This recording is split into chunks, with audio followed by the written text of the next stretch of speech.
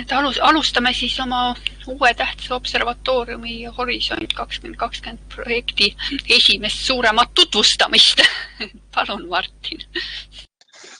Tere, et jah, mul siis Lea palus küll juba mitu kuud tagasi, et ma sellest projektist räägiksin, aga kuna meil on selle sama projekti all on olnud nii kiired tööajad, siis enne suve nüüd suutsime selle aja siis leida, et sellest ka natukene rääkida. CCVS ehk siis Copernicus Calwell Solution projekt. Kokku on meil projektis siis 14 partnerit. Projekti juhib Akri. Projekti koordinaator on meil Sebastian Clerc. Siis valdavalt on siin olemas Lääne-Euroopast tuntud suured tegijad. Siis nõuandvas kojas on meil esindatud nii Euroopa Kosmoseagentuur, EUMETSAT, Euroopa Keskkonnaagentuur kui ka Copernicuse programm. Seega on lootust, et tihedas koostöös kõik nende suurte instituutide ja nende institutsioonidega siin et need tehtud tööd ka kuhugi jõuavad, et see ei oleks veel üks selline projekt, kus midagi nagu uuritakse ja leitakse ka teoreetilisi lahendusi, aga need nagu käiku ei jõua, et kui meil pidevalt on need teostajad endal kaasas, et ehk nad ikkagi hoiavad ka selles suhtes rohkem silma peal. Projekti kohta rohkem detaile on võimalik leida kodulehel. See koduleht on meil paar kuud üleval olnud. Hetkel on seal rohkem küll selline projekti üldist tutvustav tekst, aga kuna järgmine nädal läheb järjest Euroopa Komisjonile esitamiseks hunnik raporteid, et kui need seal ära kinnitatakse, ehk siis hakkab ka rohkem tulemusi ja ürituste infot ja kõike muud sinna veebilehele tiksuma. Aga kes jah tahab rohkem infot, siis veebilehte, siis emaili aadress on täiesti töökorras. Nii, mis siis selle projekti mõte on? Projekti eesmärk on Copernicuse missiooni kalibreerimis-valideerimislahendusi, nii et need oleks üle terve Copernicuse projekti ühtsed ja et need oleks ühtsed kõikidele erinevatele Sentinel missioonidele, hoolimata sellest, kas need juba on käimas või alles planeeritavad. Ja et siis leiaksime lahendused praegustele piirangutele kalibratsiooni ja valideerimistegevuste osas, sest teada on, et pidev kalibreerimis-valideerimistegevus on vajalik, et me üldse võiksime mingit usaldust omada nendesse satelliiditulemitesse. Mis siis see põhimotivatsioon on? On see, et tegelikult praegusel juhul veel sellist väga head Sentinelide ülest või siis erinevate sentinelide vahel olevat sünergiat meetodites, andmekogumites kui ka andmejagamises, töötluses, ka võrdlusmõõtmistes. See on veel puudulik. Lisaks puudulik on see, et Copernicuse missiooni valideerimise andmed pärinevad pidevalt erinevatest välistest allikatest, samal ajal kui Copernicuse missioonil ja ka nendel välistel allikatel endal ei ole valdavalt pikaajalisi lepinguid kokku.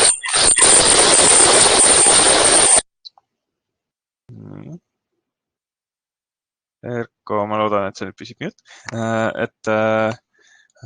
et nendel ei ole pikaajalisi lepinguid, mis tähendab seda, et on küll olemas valideerimise andmed, aga nende jätkusuutlikkuses ei saa kindel olla, samas kui Sentinel seeria Copernicuse missiooni eesmärk on pakkuda just nimelt seda ajalist kindlust, et ka 10 aasta pärast sa võid saada samasuguseid andmeid, et nende peale produkte luua.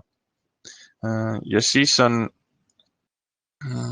Siis on ka probleem on jah, nende võrdlusmõõtmiste valideerimisandmete kogumise metoodika eripärades globaalselt, et võivad olla küll sama missiooni valideerimisandmed, aga kuidas neid kogutakse, mis seal tehakse, et see on vägagi varieeruv.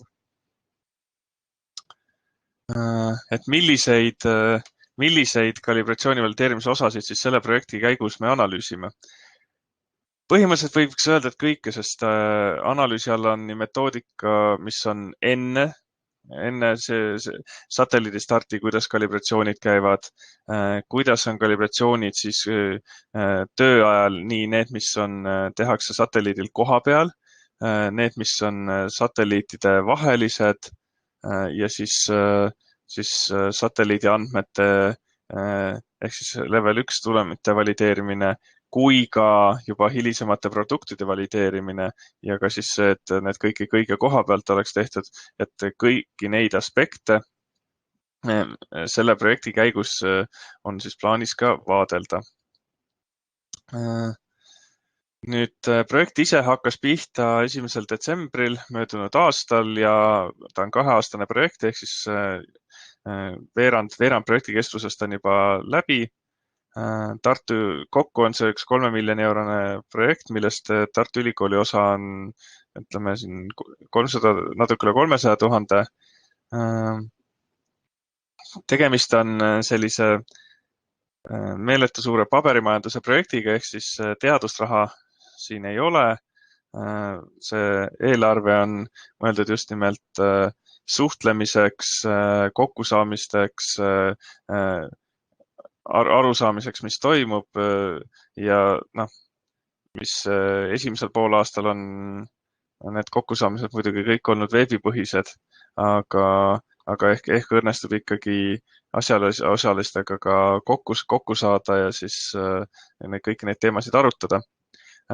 Meie roll on juhtida 2 esimest tööpaketti ja siis lisaks tööpakettidele siis 4 taski. Ja ehk siis need 4 taski on need, millel kus on siis punane kastike ümber. See tööpakett 2.4 on siis üks nendest, mis on meil juba praktiliselt lõpetatud. Tööpaketid 3 ja 4 alustavad oma tööga järgmine nädal. Siis plaanitud ajakava on see, et kui ma lähen korraks siiski läheksin tagasi, et tooksin veel välja, et nagu näete, et siin lisaks sellele, et meil oli analüüsime kalibreerimise olukorda ja valideerimise olukorda juba enne satelliidi starti maismaa peal kuni pidevad tööprotsessina siis kogu tema eluaja jooksul on uurimise all nii optilised missioonid, altimeetria missioonid, radari missioonid kui ka atmosfääri koostise missioonid. Ja kõiki neid teemasid jätku tööpakettides tuleb siis analüüsida tõesti kõikide nende missioonide kohta. Siis ajakava, nagu ütlesin, siis alguse sai see 1. detsembril 2020. Nüüd mai lõpuks, mis on siis juba mõne päeva pärast, tuleb ära esitada 2 esimese tööpaketi raportid, mis sisaldavad siis hetke neid Copernicus missiooni nõudmisi nii satelliitide kui valideerimisele ja siis hetke valideerimisolukorra raportid ehk siis milliseid mõõtmisi tehakse. Siit edasi liigume siis alates järgmisest nädalast selleni, et neid 2 tööpaketti tuleb võrrelda ja vaadata, et milline on siis praegu see vahe siis soovitu ja tegelikkuse vahel ja siis sellest vahest peaks siis kokkuvõttes tulema järgmise aasta novembriks valmima selline teekaart, et kuidas siis Copernicus kalibreerimis-valideerimistegevus toimuma peaks. kõik need raportid saavad olema ka sellel mainitud projekti veebilehel kättesaadavad, niipea kui Euroopa Komisjon on oma jah-sõna neile andnud. Ehk siis kuigi nad nüüd lähevad järgmine nädal, lähevad esimesed 10 raportit teele, siis millal need meil veebilehe jõuavad, ma ei oska antud juhul praegu veel öelda. Nii, aga mida nüüd natuke rohkem lähemalt sellest võrdlusvalideerimismõõtmistest, sest meie Tartu observatooriumi osa siis tehniliste nõuete, tehniliste tingimuste kirjapanekul on olnud väiksem, seda juhivad rohkem teised instituudid.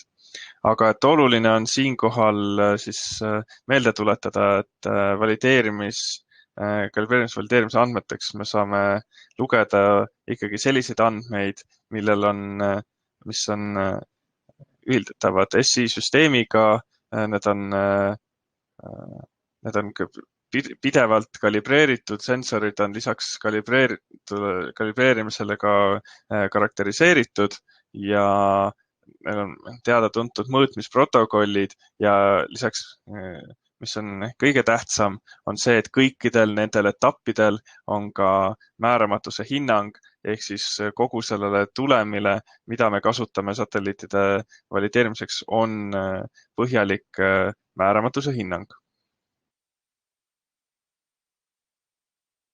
Et kui meil on teada-tuntud kalibreerimis-valideerimis sellised jaamad või võrgustikud, näiteks radari puhul on DLR-i SAR-i kalibreerimiskeskus Müncheni lähistel, on globaalne Aeroneti aerosooli osaduste võrgustik või on siis mitmed altimeetria jaamad, millest joonis praegusel slaidil välja toodud Kreetal paiknev jaam, kuid selleks, et hinnata praegust hetkeolukorda valideerimisvõimekuse kohta maailmas, siis lisaks neile, lisaks sellistele võrgustikele või siis mõõtepunktkohtadele võtsime eesmärgiks kaardistada võimalikult palju ka selliseid võrgustikke või jaamu, mis on kas siis osades andmetes panustavad juba valideerimisse, kuid nad ei ole ehk sellised teada-tuntud just nimelt valideerimisjaamad või siis isegi enda teada ei panustata üldse Copernicus missiooni kalibreerimise valideerimisse, kuid on alustada arvata, et nende mõõtmistes on parameetreid, mida saaks kasutada. Mida me sellistelt võrgustikelt siis teada tahtsime? Et see on siis, antud juhul ma siis räägin täpsemalt natuke taskist või siis tööpaketist 2.4, mida ma ka ise juhtisin. Ehk siis soovisime teada võrgustiku kohta üldist informatsiooni, ehk siis millega nad ütlesid, mis on nende see üldine põhimõte, kust saada võrgustiku kohta infot, kus nad paiknevad, milline on nende katvus, kes omab võrgustikke, kes omab võrgustikus paiknevaid jaamu. Lisaks tahtsime teada nende finantssituatsiooni nii selles osas, et kas võrgustik on finantseeritud ühtemoodi, on seal lihtsalt mingi keskne ütleme tarkvararahastus, aga kõik jaamad, mida enamasti on, et kõik jaamad on rahastatud eraldi, kui pikaaegsed need lepingud on, milline see kindlus on ja millised erinevad rahastusallikaid nad kasutavad. Lisaks tahtsime teada, kuidas nad oma andmetega ümber käivad, seda nii, kas neil on olemas kindlad mõõteprotokollid, mis on ka avaldatud, kuidas käib kvaliteedikontroll, kõikide nende asjade kohta küsisime ka viiteid, mitte ainult seda, et kas nad seda teevad ja natuke kirjeldaksid, vaid tahtsime teada täpsemaid viiteid. Lisaks uurisime ka, kuidas neil toimub andmete jagamine, täpselt juhised, milliseid andmeid, kuidas kätte saada, kui pika, kas see on kogu arhiivi kohta ühtlane, kuidas vanemaid, kuidas värskemaid andmeid saab ja siis ka seda, et kuidas nende metaandmed on üldse, kas need on standardiseeritud, kuidas need asjad käivad.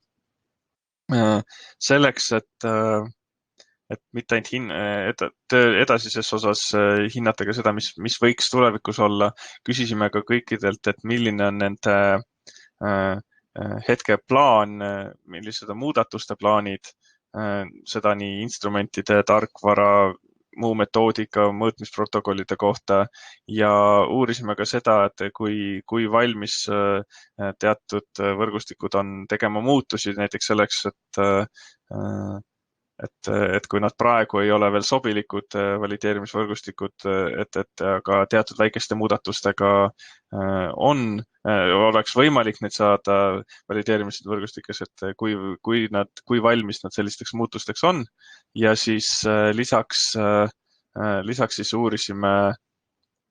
tahtsime täpsemalt teada kõik nende parameetrite kohta, mida nad mõõdavad, mitte küll kõikide, vaid mis võiks olla siis Copernicuse satelliitidel olulised ja nende parameetrite kohta tahtsime teada nii kui seadmed, millega nad mõõdavad, mis ühikutes, mis nende siis mõõte sihtmärk on, kui tihti nad oma mõõtmisi teevad, kui tihti neid samu sensoreid kalibreeritakse või hakkasin tooda, et sama parameetri mõõtmiseks erinevates võrgustikes võivad olla sarnased instrumendid, mida kalibreeritakse vahemikus 2 nädalat kuni 2 aastat.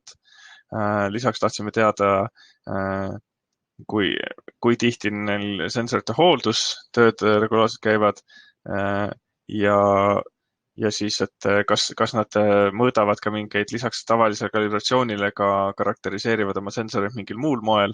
Ja siis, nagu eelnevalt sai mainitud, et selleks, et lugeda ühte mõõtmist korralikuks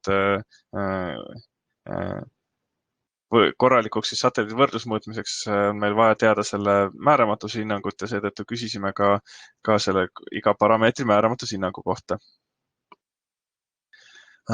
Kokku teostasime intervjuusid siis optikamissioonide 24 võrgustiku kohta ja kokku saime siis tagasisidet 58 erineva produkti jaoks. Siis altimeetria puhul küsitlesime 19 võrgustikku 9 tulemi kohta ja siis atmosfääri koostise puhul oli 19 võrgustikku ja seal oli neid erinevaid tulemeid 67.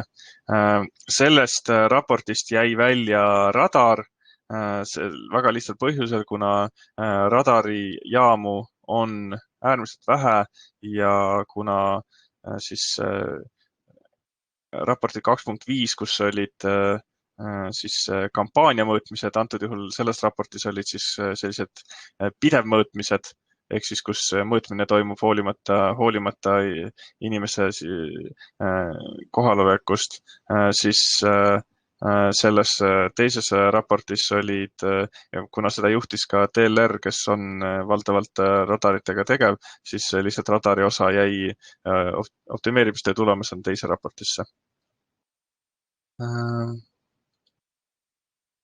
Mis me siis sealt kokkuvõtvalt nende pidevmõõtmiste kohta teada saime, et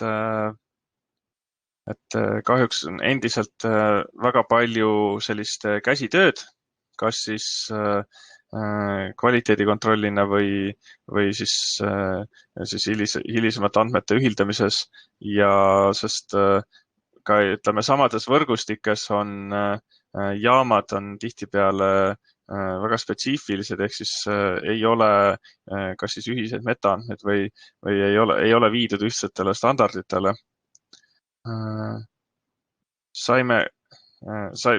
Meile tulnud vastustest tuli välja, et määramatuse hinnangud on tihtipeale puudulikud, kas siis piirduvad ainult sensori ehk siis tehase poolt pakutud määramatusega või siis on need lihtsalt täitsa puudu. Olukord on oluliselt parem küll atmosfääri koostis hindamisel, kus kus neid määramatusi on meil viidatud palju rohkem. Muidugi antud juhul tuleb siiski mainida seda, et Covidi piirangute ajal nende intervjuude läbimine oli nagu oli, ehk siis see võis juhtuda ka täpselt sedamoodi, et lihtsalt see inimene, kes lõpuks meile selle viimase info andis, ei oma antud võrgustiku kohta seda määramatuse infot. Ja seetõttu me ei saa öelda, et nendes võrgustik, mille kohta määramatuse infot ei tulnud, et neil tõesti seda ei arvutata, sest üldisi standardeid vaadates peaks seal ikkagi määramatuse arvutused olemas olema. Ja üks oluline aspekt oli see, et kuigi kõik need paljud võrgustikud on teinud suuri investeeringuid nii taristu rajamisse kui ka selleks, et kõik töötajad oleksid piisava kvalifikatsiooniga ja nad suudaksid neid instrumente hooldada ja neid tagada andmete sujuvus, siis tegelikult on üksjagu vähe neid võrgustikke, millel on öeldud, et neil on pikaajaline kokkulepe rahastuse osas. Valdavalt on siiski tegemist projektipõhise rahastusega, ehk siis isegi kui on olemas pikaajaline kokkulepe võrgustiku kohta, siis see võrgustik võib tähendada seda, et seal on olemas pikaajaline kokkulepe selle veebilehe andmetöötluse jaoks, kuid üksikud jaamad taotlevad endiselt projektipõhiseid rahastusi iga mõne aasta tagant. Ja üks suur probleem, mis ka on välja tulnud, on see, et metadata formaadid on kas siis isegi jaama või võrgustiku põhised, ehk siis kaasata neid suurema kalibreerimise valideerimise Copernicuse tegevustesse on problemaatiline, sest neid kõiki tuleb kas mitte kõiki, aga paljusid tuleb eelnevalt kohandada sobivaks siis sellisele loodavale süsteemile. Nii siis Taskis 2.5, kus siis oli uurimise all sellised kampaaniad, ehk siis näiteks kas siis käiakse lendamas lennukitega, käiakse laevadega sõitmas, ehk siis need asukohad ja ajad kogu aeg muutuvad. Seal siis radari puhul sai küsitletud 13 kampaaniakorraldajat, optika missioonide jaoks 29, altimeetrias 4 ja atmosfääri koostise puhul 29. Siin ei ole nüüd küll ütleme nii, et siia ei välja toomata küll see produktide arv, aga see on samaväärne eelmises mainitule. Ehk siis on tehtud väga palju sellist suhtlemistööd, et taustainfot koguda. Siis Taskis 2.6, kus uuriti kalibreerimis-valideerimise andmete jagamissüsteeme, siis siin oli uurimise all 30 erinevat andmejaotusvõrgustikku, mis kasutasid kokku 13 erinevat metaandmete skeemi, 7 erinevat andmeformaati või mudeleid ja siis 19 erinevat tarkvara kontseptsiooni või siis, et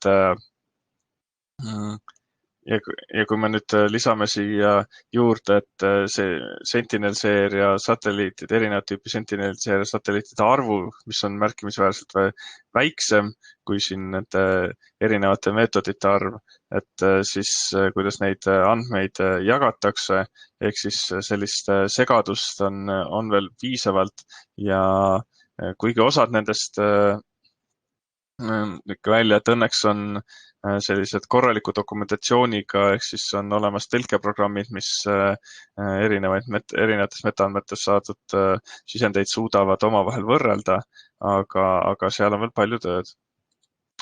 Siis Taskis 2.2, kus siis vaadeldi et milliseid looduslikke sihtmärke praegu kalibratsiooniks valideerimises kasutatakse, siis seal siis hinnati tugevusi ja puudusi järgnevatel teemadel nagu reili hajumine üle ookeanide, mis on küll äärmiselt tundlikud atmosfääri koostise muutustele, siis pilvede kasutamist, kõrbete ja kasutamist, kus siis lisaks et toodi välja, et kuna erinevate kõrbete pinnas on niivõrd erineva heledusega, et siis annab seal signaali tugevust testida satelliitidel kenasti. Vaadeldi ka meredelt tulevad päikesehelgi kasutamist kalibratsioonina, mis on küll mida ei saa küll väga laialdaselt kasutada, sest see sõltub niivõrd vaatenurgast, ta on tuulele tundlik, aga ta on, kui need asjad kokku langevad, siis on ta hästi stabiilne. Lisaks loomulikult vaadati ka kuu kasutamist kalibratsiooni sihtmärgina, stabiilsete ja eredate tähtede kasutamist ja siis ühtlaste alade kasutamist, mis antud juhul keskendus rohkem näiteks öistele ookeanitele, et siis mõõta siis satelliidiga nii-öelda pimesignaali. Kõikide nende puhul oli siis, on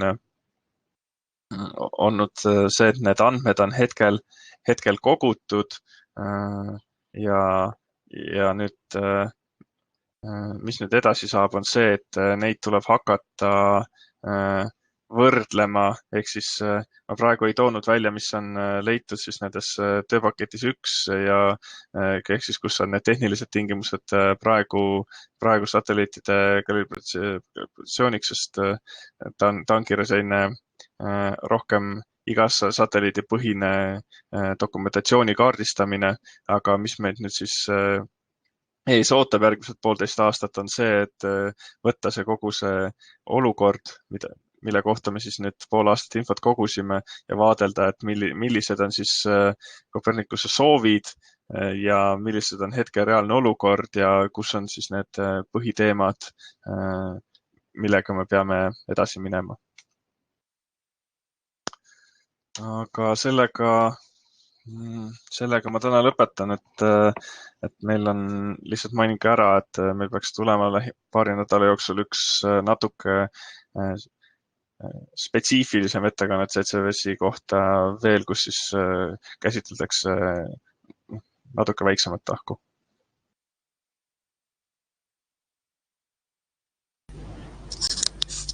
Aitäh! Ma vast lõpetan salvestamise ja siis saame asuda küsimuste juurde.